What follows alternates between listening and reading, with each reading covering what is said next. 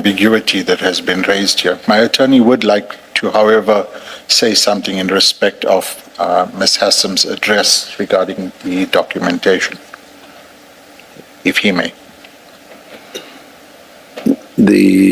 As you know, the practice where there's a leader, either the attorney or the junior will whisper to the leader, and then the leader will present. Yes, I'm not wanting to speak on behalf of him in respect of matters particularly within his knowledge. All right. When he is present. Okay, in the interest of time, we'll do that, but I hope it's not something that will recur. Yes, Mr. Valley. Not at all. Thank you, Chairperson, for the opportunity. I just want to mention two things, Chair. Ms. Vilsnach had contacted me, and the telephone call was opportune because that was in the morning. It was, I think, after 10 o'clock, and I can check for accuracy if Chair requires me to do so. But at the time, we were still engaging with the hospital manager in our office with SEPS members in order to bring clarity to the question of who's authorized to be there and what they're authorized to receive, and also balancing what the hospital's processes and policies were. Ms. Vilsnach wasn't the only person who contacted me. I'm just checking on my email. Mr. Kerwin Pokpas of DI Attorneys also contacted me. And we had spoken briefly about how we saw the matter to proceed and how they intended to see the matter to proceed. And there was a suggestion that we convene a meeting with the evidence leaders who I understood was not available for the duration of that day. So it's not as if we simply sat back on our haunches and did nothing. We had engaged with Mr. Pokpas telephonically. He then sent us correspondence late that afternoon, and then later in the evening with their proposals on a redaction. So, Mr. Pokpas, if I can summarize the position that he had given to me was, we see your application for in-camera proceedings. However, our view and the evidence leader's view is that there's no application to hold the in-camera proceedings in camera. So we're not sure what you intend to address in the in-camera proceedings because, and please, Mr. Chair, I don't intend to address on the merits of the in-camera that's now disposed, but simply to give you context and insight into the conversation. It was, we don't believe you've given sufficient facts, and we say if we give too much facts, then we defeat the application itself. So let's talk about the redaction. That's what came later that evening was the proposals on redaction. The next morning I was able to respond to that proposal where I invited their insight or their recommendations on how they intended to proceed. So it places that statement that Ms. Hassam drew attention to earlier when she addressed Chair on we invite the commission to tell us what to do. So the engagement regarding how we thought the matter should proceed had occurred with my counsel prior to the statement to the media, but the engagement with Mr. Pokpas occurred subsequent, and therefore we could only come back the next morning. I just wanted to clarify the point that we were engaging not only with Ms. Vilsnach, but with somebody else as well.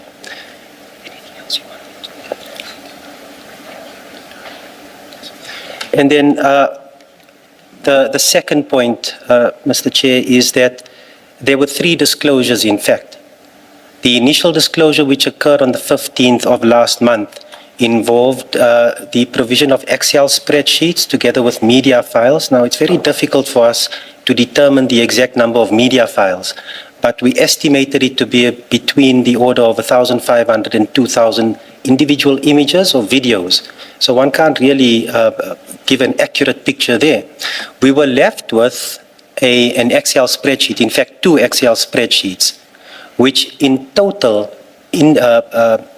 came to 370,000 odd individual line items. When we say individual line items, we mean each individual message with what appears to be metadata, timestamps, the content, the sender identification, and the receiver identification. That's 370,000 of those line items, which we now have to go through and try to make sense of. So, in as much as Ms. Hassan says that they tried to put it in a better format, I agree. But that came a few days later, and I believe it was on the Thursday evening before the weekend's incident. That Thursday evening, we received a USB stick and a link to a Dropbox folder. And that had a number of the WhatsApp chats, which later then carried over to the final disclosed bundle. But not only that, it contained file metadata and a host of other documents which appeared to be forensic documents giving an indication of accuracy or authenticity, which we couldn't really go into. We were interested in the chats. That came to a number of pages, which we didn't calculate at the time. We were simply trying to put it into a better format. Before we could complete that, Chair, that's when the third disclosure came, which was on Saturday afternoon, and a second email on Saturday evening this past weekend. And we tallied up the pages. That was 11,373 pages had we printed those documents as they stood in 3 files. File 1 was what Ms. Hassan describes, and I accept what she describes, a more streamlined version of the WhatsApp chats. And our estimation was that was about 6,000 to 6,500 pages of WhatsApp chats. What was new was the affidavits that form part of file 2, together with transcripts, which we hadn't seen as part of a disclosure, together with some other information, and the financial information, which, and I accept that there was a summary, or what appeared to be a summary in Excel format, and the source documents as well. All of that came to what we predict, or what we estimate to be about 5,000 additional pages. Now, it's not that we can simply take it at face value, because the Excel spreadsheets were the source documents on which the summaries were based. And when we consulted General Khan, our client, on Sunday, he said the figures can't be right, so we needed to interrogate them. So it's not as if this was information that we should readily have at our fingertips. We needed to firstly read it, understand it, engage with our client, be directed to the right person to give us definitive answers, and all of that takes time.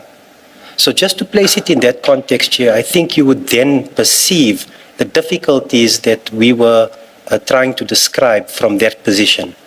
And in relation to the media statement regarding the information of what General Khan intended to address to this commission today, what my learned friend Mr. Khan had said in his affidavit regarding the headings, there's information regarding these rubrics that we had given, perhaps not in the detail that the evidence leaders expected or required of us, but it certainly was mentioned. And I don't want to mention it here because then I'm going to defeat the very purpose of that application.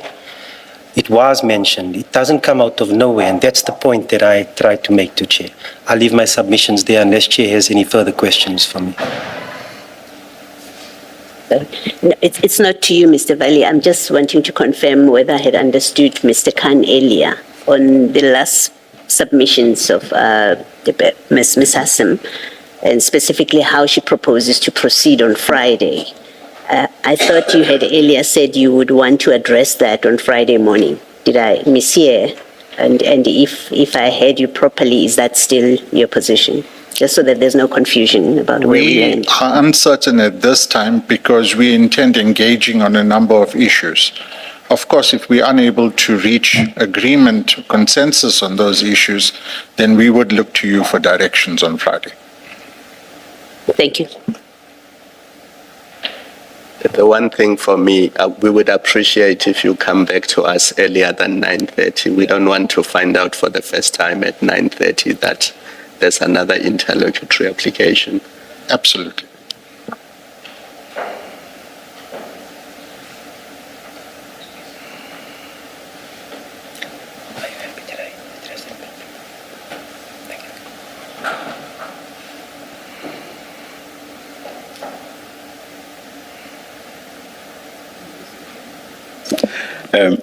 Ms. Hassim, it looks like we are done, or is there anything else you think needs to be raised? I'm not affording you an opportunity to respond. I don't need to respond to that. Yes.